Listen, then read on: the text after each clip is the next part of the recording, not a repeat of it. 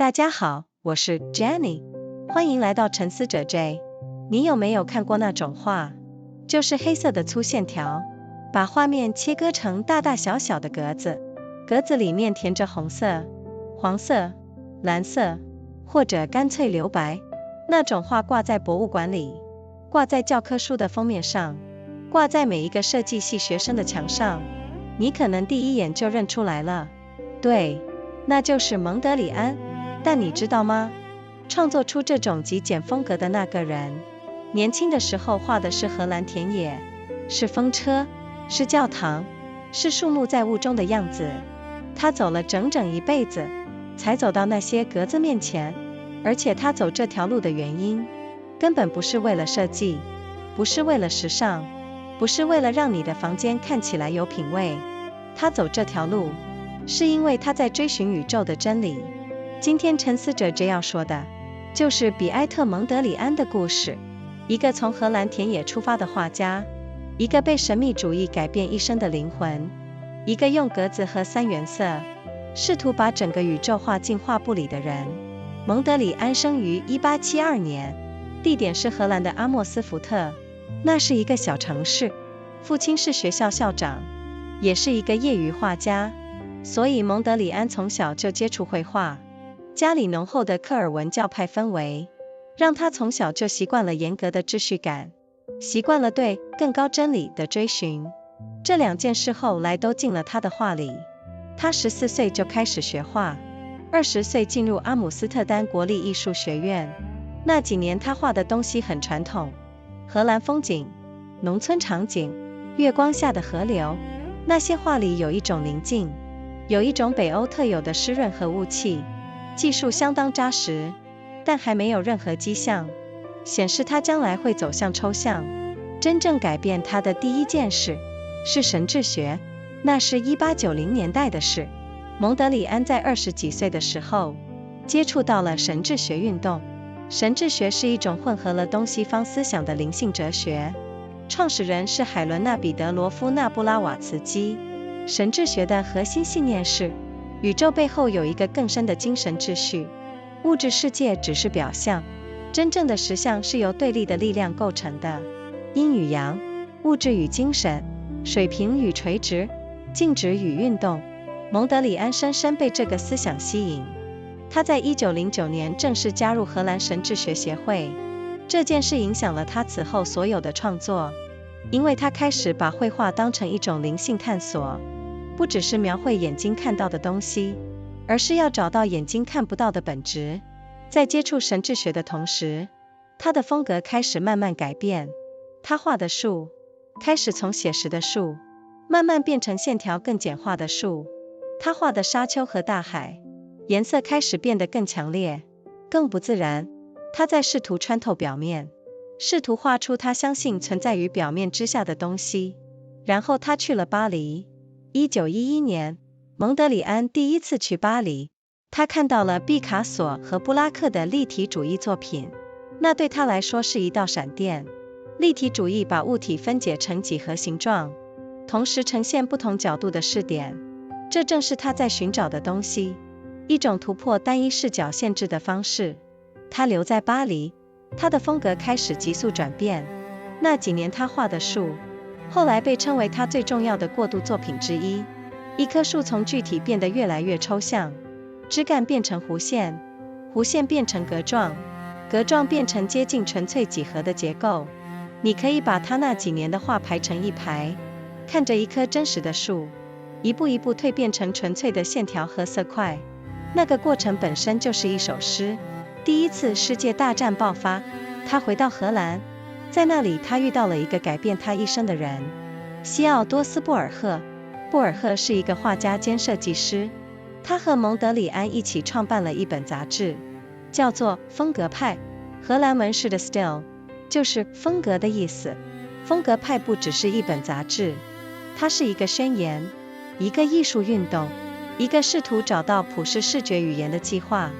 风格派的核心理念是，艺术应该超越个人情感，超越特定文化和时代，找到一种人类共通的视觉形式。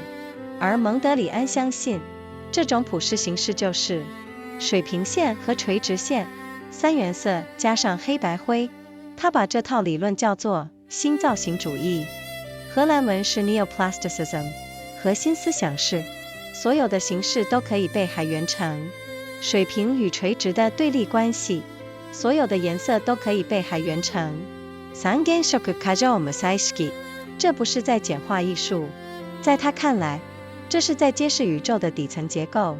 1919年，他回到巴黎，他的工作室成了一个传说，墙上贴满了他自己设计的色块，家具用原色点缀，每一个细节都是他美学的延伸。访客走进去都感觉像是走进了他的一幅画里。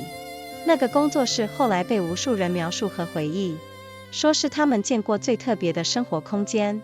那段时间他创作了很多格子画，这些作品今天看起来很熟悉，但在当时非常前卫，甚至让很多人看不懂。他的老朋友布尔赫后来开始把斜线加进自己的作品里，蒙德里安认为这是背叛，他们决裂了。蒙德里安的立场非常坚定，在他的世界里，斜线是不被允许的，因为斜线代表动荡，代表不安定，代表个人情感的侵入。他要的是纯粹的平衡。这种对原则的坚持，让他在巴黎的日子过得并不宽裕。他的画卖得不多，他靠着帮人画花卉习作、教课为生，偶尔也接受朋友的资助。那几年的生活很清苦，但他从未放弃他的方向。1938年，纳粹德国的威胁笼罩整个欧洲，蒙德里安离开了巴黎，去了伦敦，在那里他住了2年，交了一些新朋友，其中包括几位英国抽象画家。他仍然在画，仍然在思考，但伦敦的轰炸让他决定继续移动。1940年，他去了纽约，那一年他已经68岁了。纽约给了他一个全新的冲击，他爱上了爵士乐，特别是他热爱的一种叫做boogie-woogie的爵士风格。那种节奏快速、充满活力的钢琴即兴演奏，让这个一向强调静态平衡的老人突然看到了另一个维度。他每周都去跳舞，不是慢舞，是快舞，是活泼的社交舞。他的朋友们都惊讶极了，这个看起来如此严谨的老人，在舞池里却像个孩子一样。这种喜悦进了他的画里，他的线条开始增多，格子开始变小，颜色开始跳动起来。他用小小的色块排列在线条上，创造出一种视觉上的节奏感，就像爵士乐的即兴片段一样。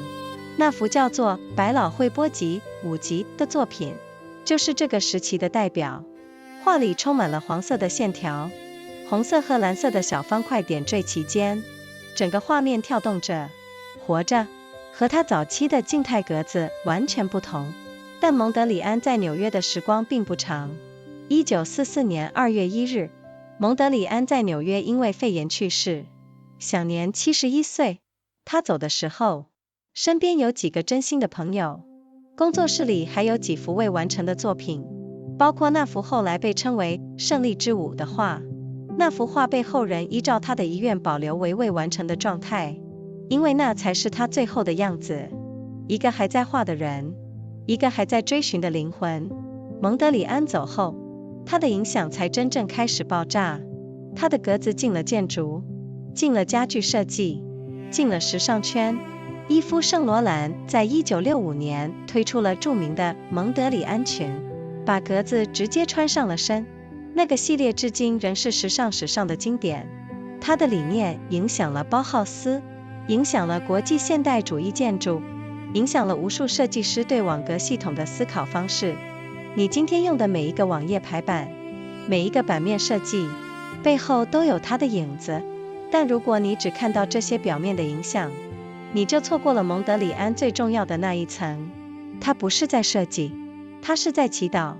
他的每一条黑线都是一个关于宇宙秩序的声明，他的每一个红黄蓝色块都是关于能量和静止之间张力的冥想。他用绘画做的事和一个修行者在打坐时做的事本质上没有那么不同。有一段他自己说过的话让我很感动，他说，我不想描绘特定的事物，我想要找到隐藏在可见现实背后的那个东西。我相信那个东西存在，而我想把它画出来。这就是蒙德里安，一个从荷兰雾气出发的孩子，一个被神秘主义召唤的灵魂，一个用一生的时间，试图把看不见的宇宙真理，转译成人类眼睛能够看见的形式。它的格子不是装饰，它的颜色不是美化，它的线条是它和宇宙之间的对话。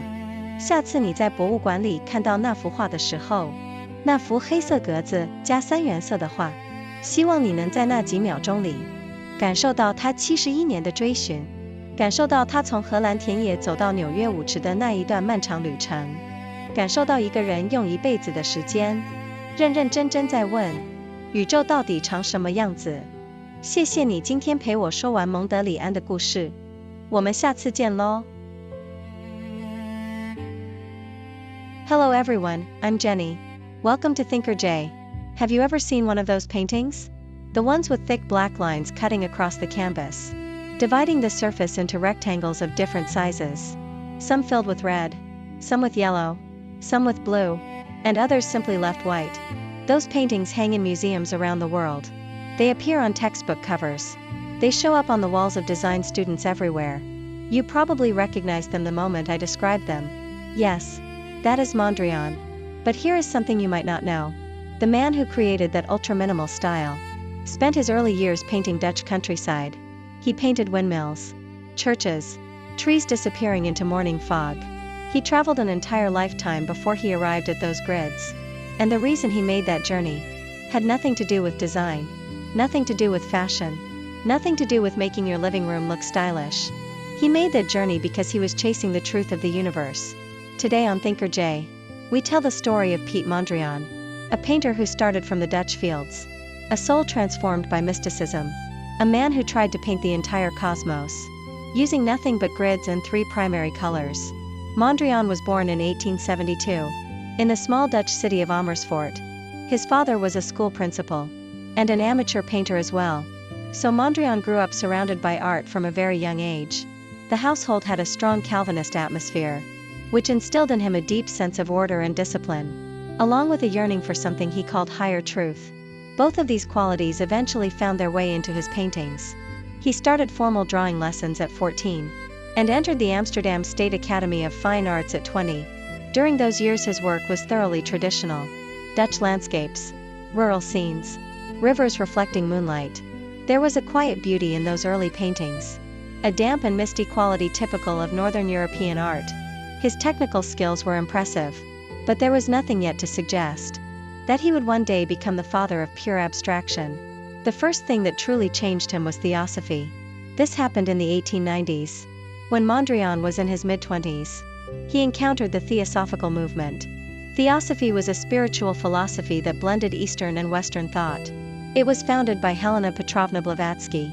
The central belief of Theosophy was this: behind the visible universe lies a deeper spiritual order. The material world is merely surface appearance.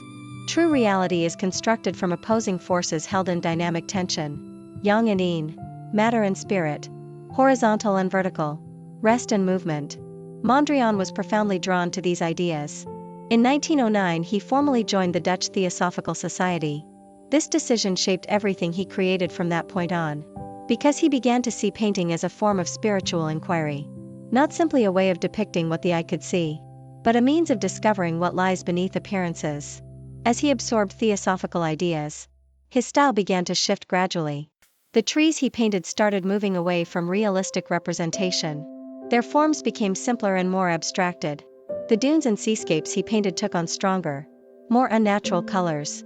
He was trying to see through the surface, trying to paint what he believed existed underneath. Then he went to Paris. In 1911 Mondrian visited Paris for the first time. There he encountered the Cubist works of Picasso and Braque. It was like a lightning bolt for him. Cubism broke objects apart into geometric fragments, showing multiple viewpoints simultaneously. This was exactly what he had been searching for, a way to break free from the limitations of a single fixed perspective. He stayed in Paris. His style accelerated its transformation. The trees he painted during those years are now considered among his most important transitional works. A single tree moves from recognizable form toward increasing abstraction. Branches become curved lines. Curves become a grid-like structure. The grid approaches pure geometric composition. If you line up those paintings from that period in sequence, you can watch a real tree dissolve step by step into nothing but lines and color planes.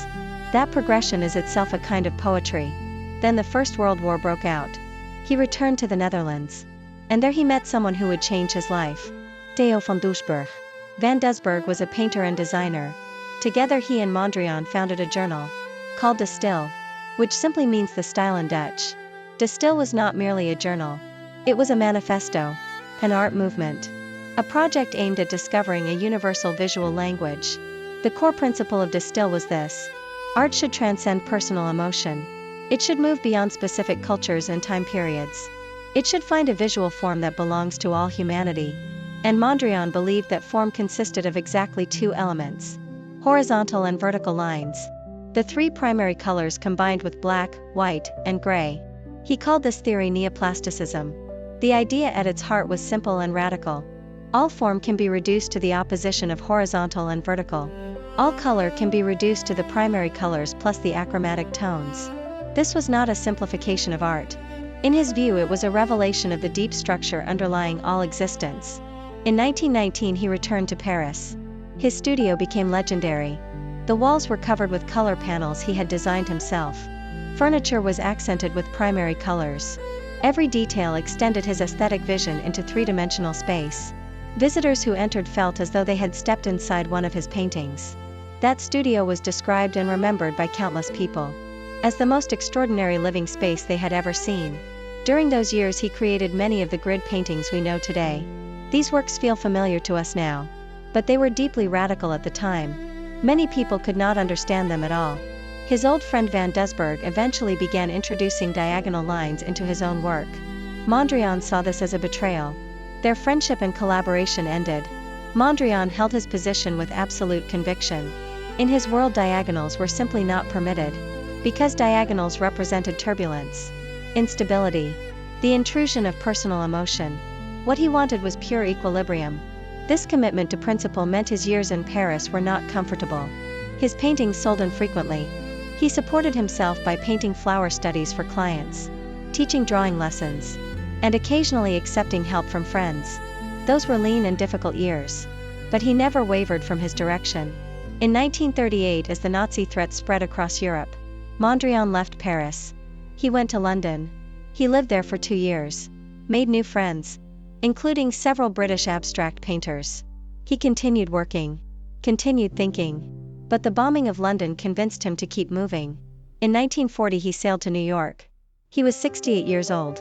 New York hit him like a second lightning bolt. He fell in love with jazz, particularly the style called boogie-woogie, that fast and exuberant style of piano improvisation, filled with rhythmic energy and joyful abandon. It showed this man who had always emphasized static equilibrium an entirely new dimension of experience. He went dancing every week. Not slow dancing. Fast, vibrant social dancing. His friends were astonished. This apparently severe and austere old man was like a child on the dance floor. That joy entered his paintings. His lines began to multiply. His grids became smaller and more intricate. His colors started to pulse and jump. He arranged small color blocks along the lines, creating a visual rhythm, like the improvised phrases of a jazz performance. The work, called Broadway Boogie-Woogie, became the defining painting of this period. The canvas is alive with yellow lines. Small red and blue squares punctuate the intersections. The entire surface dances and vibrates. It is completely unlike his earlier static grids. But Mondrian's time in New York was short. On the 1st of February 1944, Mondrian died of pneumonia in New York City. He was 71 years old. When he died, a few close friends were nearby, and in his studio, several unfinished canvases remained, including the work later called Victory Boogie-Woogie. That painting was preserved in its unfinished state according to his wishes, because that is how he was in his final days. A man still painting, a soul still searching. After Mondrian was gone, his influence truly began to explode. His grids entered architecture. They entered furniture design. They entered the world of fashion. Yves Saint Laurent launched his famous Mondrian collection in 1965, putting the grid directly onto the body. That collection remains a landmark in fashion history. His ideas influenced the Bauhaus. They shaped international modernist architecture. They influenced how generations of designers think about grid systems. Every web page layout you use today, every magazine spread and visual composition, carries his shadow somewhere inside it. But if you only see those surface influences, you are missing the most essential layer of Mondrian. He was not designing. He was praying. Every black line he drew was a statement about the order of the cosmos. Every red, yellow, and blue rectangle was a meditation on the tension between energy and stillness. What he was doing with painting, and what a contemplative practitioner does in deep meditation, are not so different at their core. He once said something that moved me deeply. He said he did not want to depict particular things. He wanted to find what was hidden behind visible reality. He believed that hidden order existed, and he wanted to paint it. That is Mondrian, a child who started from the mists of Holland, a soul called forward by mysticism, a man who spent an entire life trying to translate the invisible truth of the universe into a form that human eyes could actually see. His grids are not decoration. His colors are not beautification. His lines are a conversation between himself and the cosmos. The next time you stand before one of his paintings, that canvas of black grids and 3 primary colors, I hope you can feel in those few quiet seconds. 71 years of searching. The long journey from Dutch fields to a New York dance floor. A human being who spent an entire lifetime seriously and sincerely asking, what does the universe actually look like? Thank you for spending this time with me in the story of Mondrian. See you next time.